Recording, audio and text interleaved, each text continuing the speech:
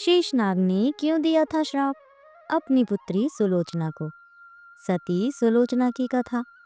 एक बार माता लक्ष्मी ने शेषनाग को श्रीहरि विष्णु के हाथ पर बांध दिया।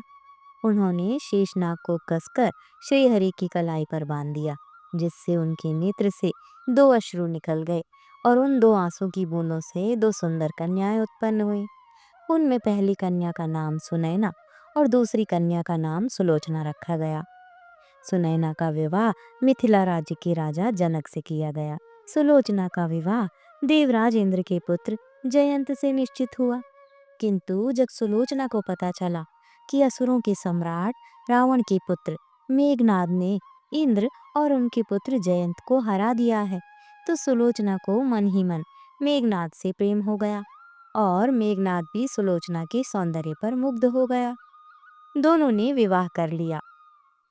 जब नागराज शेषनाग को ये बात पता चली तो उन्होंने सुलोचना को क्रोधित होकर ये श्राप दिया कि तुमने जिस अधर्मी को अपना पति चुना है उसका वध त्रेता युग में मेरे ही हाथों होगा।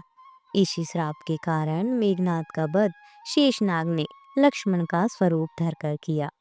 सती सुलोचना की कथा। सुलोचना शेषनाग नाग की पुत्री और लंका के राजा रावण के पुत्र मेघनाद की पत्नी थी। लक्ष्मण के साथ हुए एक भयंकर युद्ध में मेघनाद का वध हुआ। उसके कटे हुए शीश को भगवान श्री राम के शिविर में लाया गया था। अपने पति की मृत्यु का समाचार पाकर सुलोचना ने अपने ससुर रावण से राम के पास जाकर पति का शीश लाने की प्रार्थना की, किंतु रावण इसके लिए तैयार नहीं हुआ।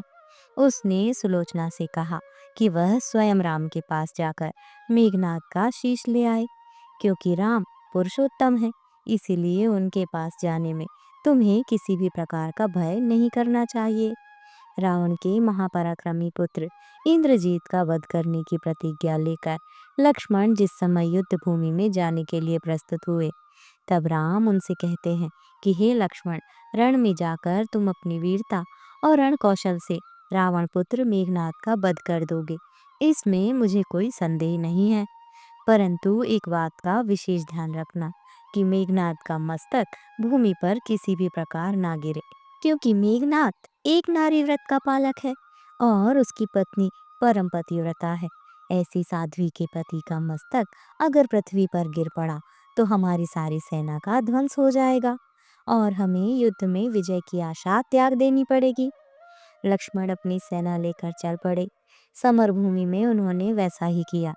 युद्ध में अपने बाणों से उन्होंने मेघनाद का मस्तक उतार लिया, किंतु उसे पृथ्वी पर नहीं गिरने दिया। हनुमान उस मस्तक को रघुनंदन के पास ले आए। मेघनाद की दाहिनी भुजा आकाश में उड़ती हुई उसकी पत्नी सुलोचना के पास जाकर गिरी। सुलोचना चकित हो गई। दूसरे ही क्षण अत्यंत दुख से कातर होकर विलाप करने लगी। उसने भुजा को स्पर्श नहीं किया। उसने सोचा, संभव है यह भुजा किसी अन्य व्यक्ति की हो। ऐसी दशा में पर पुरुष के स्पर्श का दोष मुझे लगेगा। निर्णय करने के लिए उसने भुजा से कहा, यदि तू मेरे स्वामी की भुजा है तो मेरे पतिव्रत की शक्ति से युद्ध का सारा वृत्तांत लिख दे। भुजा में दासी ने लेखनी पकड़ा दी। लेखनी ने लिख दिया, प्राण प्रिय यह भुजा मेरी ही है। युद्ध भूमि में श्री राम के भाई लक्ष्मण से मेरा युद्ध हुआ। लक्ष्मण ने कई वर्षों से पत्नी, अन्न और निद्रा छोड़ रखी है। वे तेजस्वी तथा समस्त देवी गुणों से संपन्न हैं।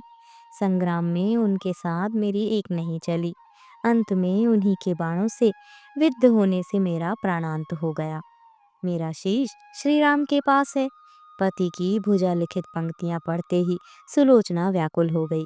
पुत्र वधू के विलाप को सुनकर लंकापति रावण ने आकर कहा, शोक न कर पुत्री, प्रातः होते ही सहस्त्रों मस्तक मेरे बाणों से कट कट कर पृथ्वी पर लौट जाएंगे। मैं रक्त की नदियां बहा दूंगा। करुण चित्कार करती हुई सुलोचना बोली, पर इससे मेरा क्या लाभ? सहस्त्रों नहीं, करोड़ों शीश भी मेरे स्वामी के शीश के अभाव की पूर्ति नहीं कर सकेंगे। सुलोचना ने निश्चय किया कि मुझे अब सती हो जाना चाहिए, किंतु पति का शव तो रामदल में पड़ा हुआ था, फिर वह कैसे सती होती? जब अपने ससुर रावण से उसने अपना अभिप्राय कहकर अपने पति का शव मंगवाने के लिए कहा, तब रावण ने उत्तर दिया, देवी तुम स्वयं ही रामदल में जाकर अपने पति का शव प्राप्त करो। जिस समाज में बाल ब्रह्मचारी हनुमान, परम जितेंद्रिय लक्ष्मण तथा एक पत्नी व्रती भगवान श्री राम विद्यमान है, उस समाज में तुम्हें जाने से डरना नहीं चाहिए। मुझे विश्वास है कि इन स्तुत्य महापुरुषों के द्वारा तुम निराश नहीं लौटाई जाओगी। सुलोचना के आने का समाचार सुनते ही श्री राम खड़े हो गए और स्वयं चलकर सुलोचना के पास आए और बोले कि हे देवी, तुम्हारे पति विश्व के अन्यतम योद्धा और पराक्रमी थे। उनमें बहुत से सद्गुण थे, किंतु विधि की लिखी को कौन बदल सकता है। आज तुम्हें इस तरह देखकर मेरे मन में पीड़ा हो रही है। सुलोचना भगवान की स्तुति करने लगी। श्री राम ने उसे बीच में ही टोकते हुए कहा कि देवी, मुझे लज्जित न करो। पतिव्रता की महिमा अपार है, उसकी शक्ति की तुलना नहीं है। मैं जानता हूँ कि तुम परम सती हो। तुम्हारे सतीत्व से तो विश्व भी थर्राता है। बताओ कि मैं तुम्हारी किस प्रकार सहायता कर सकता हूँ। सुलोचना ने अश्रुपूरित नयनों से प्रभु की ओर देखा और बोली कि हे राघवेंद्र, मैं सती होने के लिए, अपने पति का मस्तक लेने के लिए यहाँ पर आई हूँ।